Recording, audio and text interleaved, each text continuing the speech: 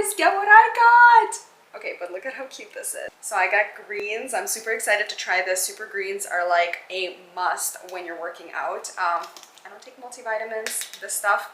I've actually used this a ton before, but never in this flavor. AMINOQ is like a nootropic formula, so it boosts your brain power and it also like gets you super focused, and this stuff is awesome.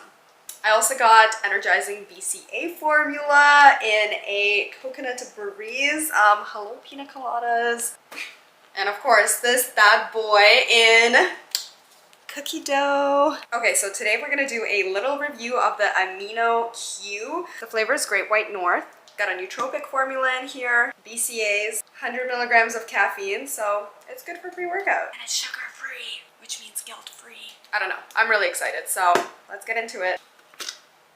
Okay, the moment of truth. Time for a taste test.